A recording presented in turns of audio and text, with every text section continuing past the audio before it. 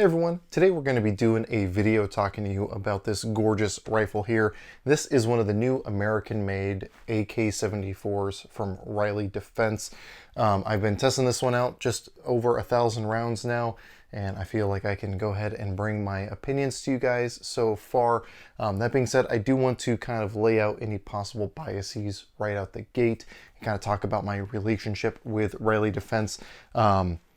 I do have another AK-74 from Riley Defense. I have a whole video on that. I'll probably be showing it later in the video. I don't think that will be affecting my opinion on it because I will be telling you exactly what happened through the last 1,000 rounds, but it's still something you should know and you should weigh into your what you take away from this video, should you so choose. So anyway, with that being said, let's go ahead and show some footage of this thing in action and we'll dig deeper into this specific rifle.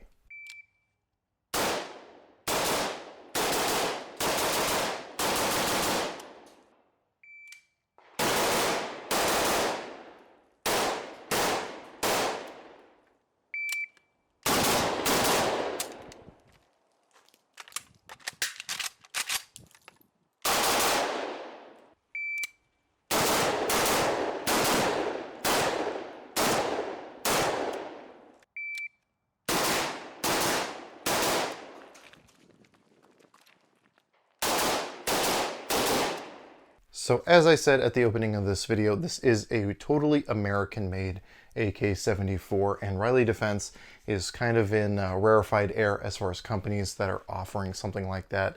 There are other companies out there who are doing it currently and others that I know are working on it, but they're definitely one of the first to actually come to market with one, and that is something that I'm really excited about. I think there needs to be more AK options, especially American-made AK options here in the country. And with my experience previously with Riley Defense, along with this one, I think that this is a good company to have on our team trying to accomplish this goal. And again, hopefully in this video, I'll be able to better articulate why. Now this one is obviously a full 16-inch rifle. This one originally came with the teak handguards here, along with a teak stock, which you will probably notice isn't there. We'll be going over why here in a minute. They do have a couple other versions, including an all polymer version and one that has an AK100 series side folding stock. This one is just the fixed stock trunnion, your regular tang rear trunnion for your standard AKM stock. But they do have a couple other configurations, and I can only assume they'll have other configurations available as these are on the market for longer and as resources become more available. Things are still a little bit weird in the gun world at the moment, but hopefully that'll be freeing up soon.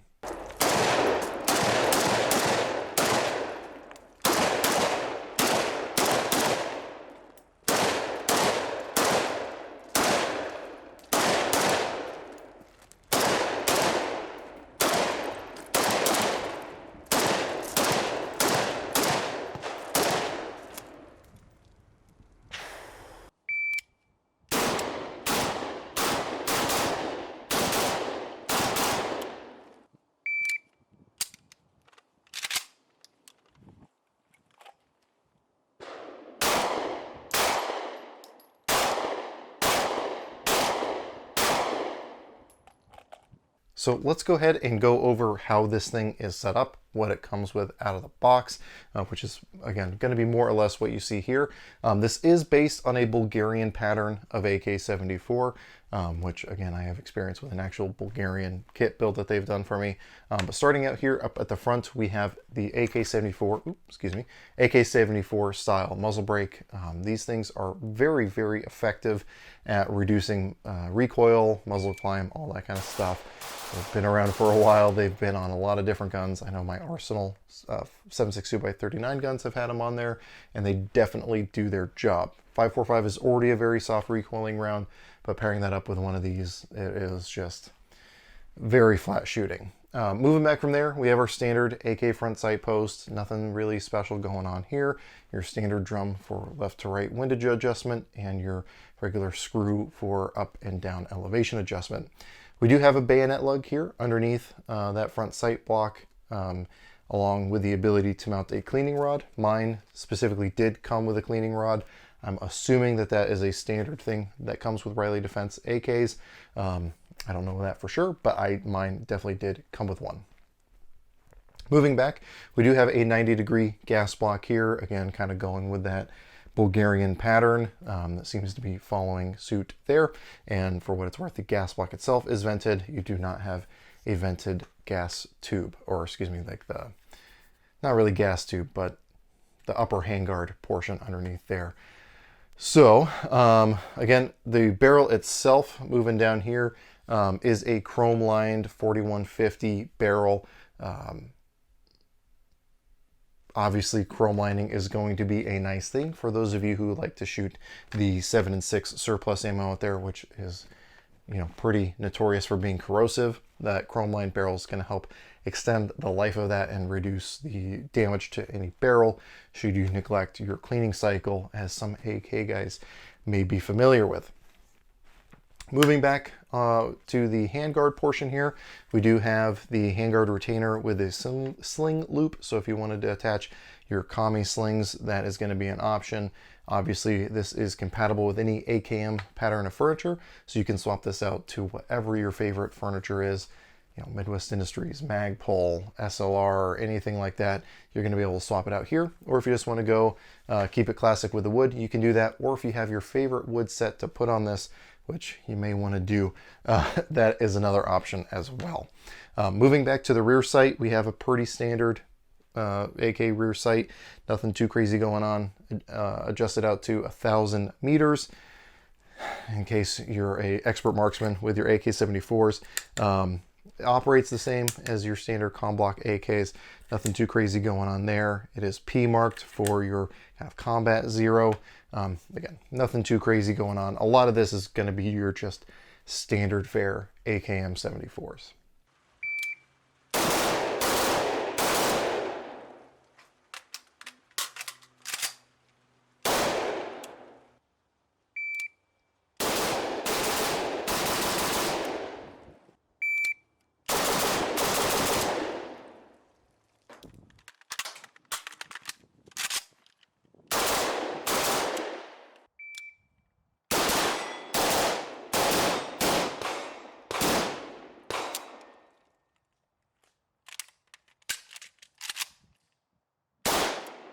Now, as we move into the receiver here, we do have a ribbed dust cover for her pleasure. We do also have an integrated optic rail. I did use this optic rail a little bit, especially when testing out the accuracy of this rifle. I can tell you that this accessory rail works. It works. There's not a whole lot else to say other than that. Easy to mount optics to it. It was at least compatible with the Midwest Industries side mounts that I typically use, for what that's worth. Moving on to the other side here, we do have an enlarged safety lever. So for those of you who like being able to maintain a firing grip, you can very easily manipulate your safety that way. One of the other cool things that Riley Defense does too is, in addition to the enlarged safety, which also has a hold open notch, it also has a kind of Krebs style, I don't know if it is a Krebs custom, but it's at least a Krebs style retaining plate for the fire control group. So if you want to dig in there and replace the trigger or do any kind of maintenance to your gun, it is a lot easier to take out and then reinstall your fire control group. That is a much appreciated thing. Today, in fact, I was installing a AK trigger from ALG in a customer's gun, and it did not have one of those retainers, and it made it a little bit more of a process. This is going to make it very, very easy on you to do that. The trigger in here is a US made trigger. I'm not entirely sure which trigger it is. I just know it's marked USA. It's not like a Tapco G2 or anything like that. It's definitely not an ALG. And it's an okay trigger. I do have some complaints about it. We'll talk about that hopefully here in a little bit. But for all intents and purposes, it is a serviceable trigger. Moving back, we do have what would have been a teak wood stock. But again, we just have their standard rear trunnion, that tang rear trunnion, so you can put whatever you want on there. Because of the issues I had, I went ahead and threw a Magpul stock on it because that's what I had laying around, and it works. So now that we've worked from the front to the back, let's go ahead, roll in some more shooting footage, and we'll talk about kind of what my experience has been with this gun, and then again dig into how it is holding up.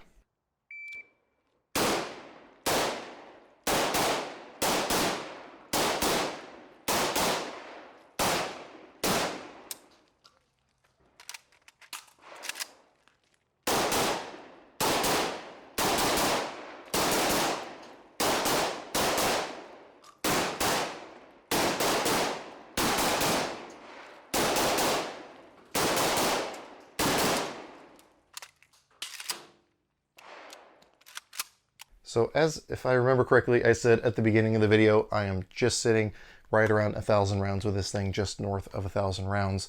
And it has been 100% reliable. Actually, well, so I have had some ammo related issues. Most of what I shot was surplus 7 and 6, and literally the very, very, very first round I tried to chamber in this gun, it did not go into full battery. And I was like, oh no, this is not a good sign for the gun. I racked that round out, and then everything else since then has been totally fine. And I've tried rechambering that other round in both this AK74 and my other AK74, and it did not chamber in either gun. So I'm inclined to say that that's an ammo issue. And again, outside of that, literally the very first round I tried to chamber, this thing has just run like a sewing machine. I've gotten it relatively hot. The most mags I put through it at any one time, I think, was about 4, so about 120 rounds. So nothing too crazy. I didn't want to burn anything up on it, but it handled it just fine. And we did also do some accuracy testing with this thing, and I got pretty standard AK accuracy. I'll show you some groups. The best grouping I had was, if I remember correctly, with the 7 and 6 ammo. I tried some Red Army Standard, Silver Bear, some Barnaul, and some 7 and 6. 7 and 6 grouped about 3.5 MOA. Nothing too great, nothing too bad. Generally, it was kind of like a 3 to 4 inch or 3 to 4 MOA gun, and that's going to be pretty standard for an AK. I did use a 2x prism sight from Primary Arms, so if I had had a little bit more magnification, maybe I could have had a better, more precise point of aim. And as you may see from the footage of me shooting those groups, it was getting pretty dark, and I had a pretty low contrast target, so maybe under ideal circumstances you can squeeze out better groups, but 3 to 4 inches is what I would say this gun is readily capable of doing.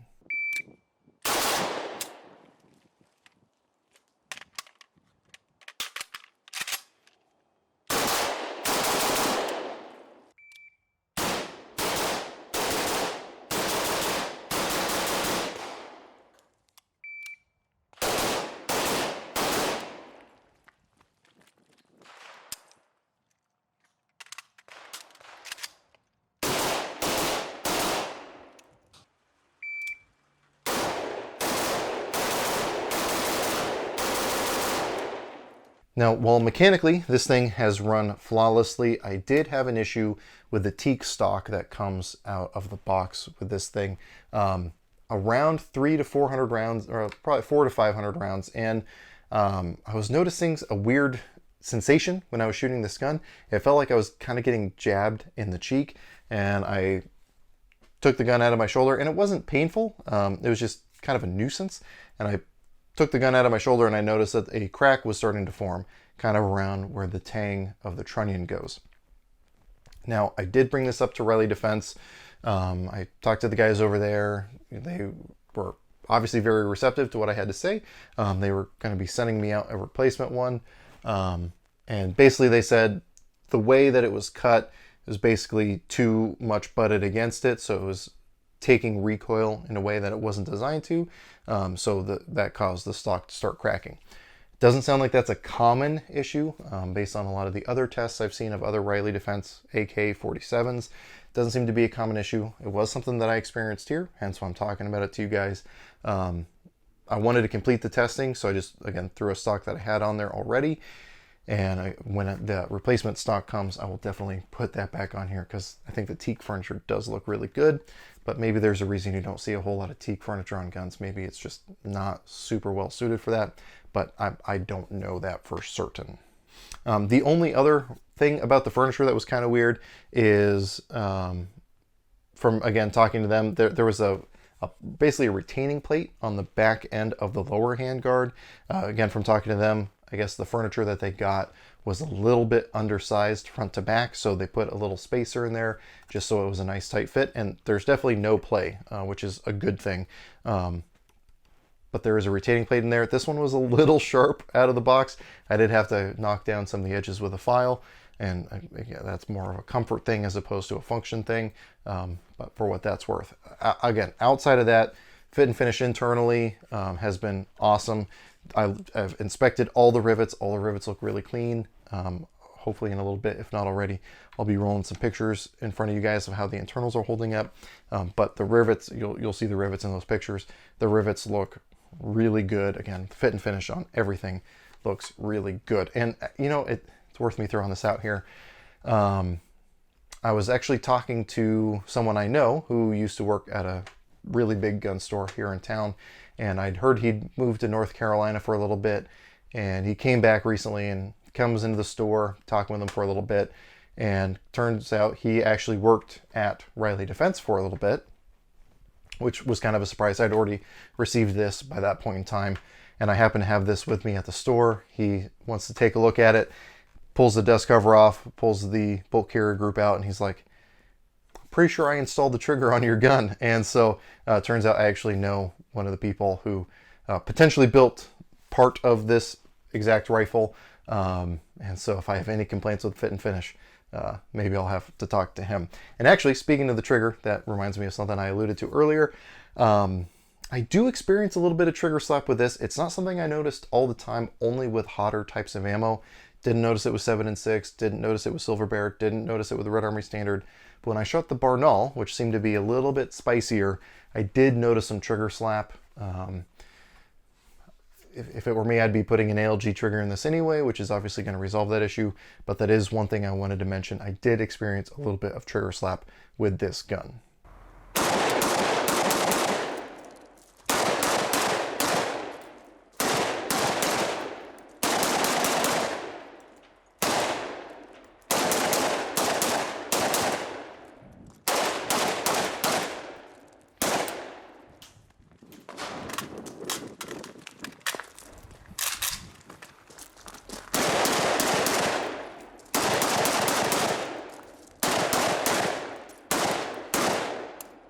So with that stuff out of the way, let's go ahead and rip this thing apart, talk about how the internals are looking. I did go through and clean this whole gun so that we can get a good idea of how things are holding up. Again, we're only 1,000 rounds in. I would love to do more rounds, but ammo, if you hadn't heard, is a real pain right now. And even though 545 is available, the price has gone up. I used to tell people how the great thing about 545 is since there's fewer shooters of it, there's more ammo and it's cheaper. I would use SG ammo as my reference point for that. And then I went to show someone SG ammo, and literally the exact same ammo was at the same inventory levels, but had doubled in price. So I don't blame them for it. I get it, but it's not as cheap as it was. So for what that's worth, I can't afford to put 5,000 rounds through this thing because I want to maintain ammo, not stockpile, that wouldn't be the right word, but available to me should I need it. It doesn't come with a really cool plumb mag. That's something I threw in there. It comes with a Magpul mag, for what that's worth. Not my favorite mags, but again, I get it, especially for price and all that. So looking at the dust cover's good. I've obviously inspected it prior to taking it apart now. Everything on there looks fine. The recoil spring and guide rods look totally fine. What's really important is going to be in this area. So as I pull the bolt and carrier out here, all the rails look really good from what I have seen. Now you're going to be seeing blown up pictures of everything. So as Rob Ski says, if you see something, say something. But overall, everything looks really good. The locking shoulder, you can see some rounding off to it, but no cracks, no weird deformation or anything like that. Just the standard wear that you're going to see as the gun works itself in. Same thing on the left side of the front trunnion. Again, nothing too crazy there. The bullet guide looks fine. Again, the other side of the rails here look fine. The ejector looks fine. Before I dig into the bolt and carrier, go ahead and let this trigger come up here, or the hammer come up. Again, from looking at this thing as I was cleaning it, nothing crazy going on. The coiled spring on the hammer looks fine. All the surfaces look fine. Everything is looking pretty good, as you would hope a AK74 or any AK for that matter would look after 1,000 rounds. 1,000 rounds should be well within the lifespan of something like this. As we pull apart the pull the bolt out of the carrier. Let me go ahead and look at the carrier. Carrier, nothing too crazy is going on. The piston head looks good. There's a little bit of play, as there should be, in this piston head. Everything looks fine. Nothing looks like it's backing out. The rivet doesn't look like it's backing out or anything like that. Looking back here, the channel that the bolt rides in underneath the carrier looks fine. Some machining marks, but that's standard operating procedure. And again, all this stuff is being made here in the US, so we have kind of had to start up from nothing to get this stuff going, and everything looks good. Moving on, again, on the sides of the carrier, everything looks fine. And the stem of the carrier, again, a little bit of deformation, a little bit of mushrooming, but well within the expected patterns that we would see after this amount of rounds. I did kind of look at it a little bit along the way, because I did clean this thing one other time in this amount of shooting, and that was just because I shot like 500 rounds of 7.6 in one day, and I didn't want this thing rusting up on me, so I did pull it apart to clean it. And at that point, the mushrooming on the back of the carrier stem looks about the same as it does now, so it might have started a little bit, but it has plateaued for what that is worth. Now, looking at the bolt itself, again, on the areas that ride along the carrier and lock it in place, you have a little bit of rounding as the gun has worn itself in, but nothing crazy, no weird deformation, no pins are backing out or mushrooming. The extractor claw looks good, the bolt face looks good, the firing pin is looking good as well. This one does have a free floating firing pin, and obviously, given what this rifle is, we do have a thin stem bolt here. And if you saw the videos that Rob Ski did on kind of the prototype AK74, you'll know that he did experience some issues with his bolt stem where it started to bend, and that caused some issues. I know that was a really big thing for Riley Defense to fix before they actually went into production with these. And then I know they sent a replacement out to Rob Ski. His finished out the testing fine, and I can say that at least at this point, again, through 1,000 rounds, my bolt stem looks totally fine. No issues, no bends, nothing weird like that. Just the standard wear of the finish that you would expect for something spinning around inside of the carrier. So all in all, this thing to me is looking just as I would expect an AK after 1,000 rounds to look. Nothing crazy going on. It's just doing exactly what you would expect and exactly what you would hope, which again, shouldn't be anything surprising for an AK, but again, given kind of the new nature of American-made AKs, this is stuff people are paying attention to, and thankfully, there's nothing to be concerned about, at least so far, through 1,000 rounds.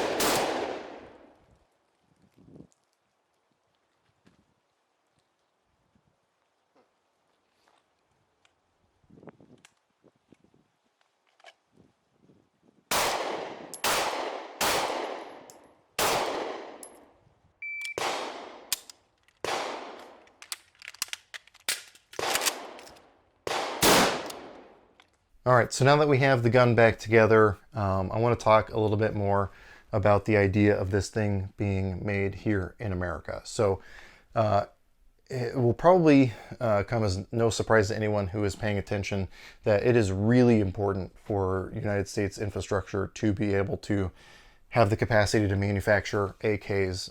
Now, American-made AK-47s is nothing new. That's been going on for a decent amount now. However, AK-74s is a very new thing still in the US market as far as American-made stuff goes. We've already seen it a couple times across the current administration and the previous one and the one before that and the one before that as well, that with the stroke of a pen, a president apparently now has the ability to ban importation of firearms like this one from various countries. So who knows what's going to be happening currently, again, under the current administration or under future administrations, to prevent our access to, say, Bulgarian or already Russian and Chinese AK variants. So having the capacity to manufacture these here in-house, so to speak, is really, really important. And companies like Riley Defense making this one is taking a lot of that burden on their own shoulders in manufacturing these. And I know people are really upset about the price of AKs just in general right now, but the reality is, especially when we're talking American-made AKs, all the cheap AKs that were getting for decades and decades and decades, we were getting them for cheap because the people selling them weren't the ones that had to pay to build them. They were coming from state-funded manufacturing plants, and after the fall of the Soviet Union, people were just selling stuff to make money, and they didn't care if they made $100 off a parts kit. That was 100% profit, and they didn't care. When we're talking American-made manufacturers building AKs here in the United States, they're having to literally start from the ground up and build that entire infrastructure themselves. And as a private entity, that is a very costly and very risky thing to do. So I do appreciate companies like Riley Defense, again, taking part of that burden on themselves and making this happen. It's something I tremendously respect, and I would hope that other people who like and appreciate AK-47s and 74s and everything else for that matter can also appreciate and hopefully support companies who are willing to take that upon themselves. But none of that matters if they're not building a decent AK, and as I hope I've demonstrated after 1,000 rounds with this thing, while I have little complaints about superficial issues I've had, the core gun itself is rocking and rolling, no problem whatsoever. So I have a lot of confidence in what they're doing. Some people tell you avoid the Gen 1s, but from what I've seen with this one and from what I've seen with testing of other stuff from Riley Defense and my other AK here, just to reacquaint you guys, my original Riley Defense AK74 built on a Bulgarian parts kit, I just have a lot of faith in what these guys are doing. Like Rob Ski says, quality control is going to make or break what they do, but from what I have seen so far, again, I have nothing to be worried about. Again, I did have some little nitpicky things on the AK-74 that was made here in the States with the cracked furniture, trigger slap, little things like that. But again, the core gun is doing really well, and I can only imagine that, again, as time progresses and as resources become more available, that they're going to improve and add other options to the lineup, which I think is very good. So I know I was on my soapbox there, but again, I think it's considerations that we all need to understand and take into account when looking at AK-47s and 74s, and again, especially American-made ones. So hopefully I didn't bore you guys to death too bad there. So I do want to say thanks to Riley Defense for sending this thing out for me to test. I really, really love AK-74s, and seeing ones here made in the United States is something that I am super excited about, and I hope only drives more competition and more innovation and just makes things better for everyone. I do also want to say thanks to my patrons for making a video like this one happen. Again, the way ammo is right now, I need all the help I can get, and so their contributions directly allowed me to actually put ammo through this thing to get it to at least 1,000 rounds. Again, I would love to get it higher than that, and if someone wants to privately fund that happening, I would be more than happy to do it. But as it stands, this thing will probably be slowing down in round count very, very soon. Obviously, it'll accumulate over time, but nothing like what I did over the last couple weeks. So if you want to help support the channel, you can do that over on Patreon. I post content over there early. We do exclusive content, live streams, yada, yada, yada. If you can't, I get it, but sharing and liking and commenting on videos does help in of itself. So if you can do that, I'd appreciate that as well. Any questions, comments, or concerns, throw that in the comment section down below. Try to get back to you as quick as I can. But anyway, as always, I hope you got something out of this video, and I really appreciate you watching.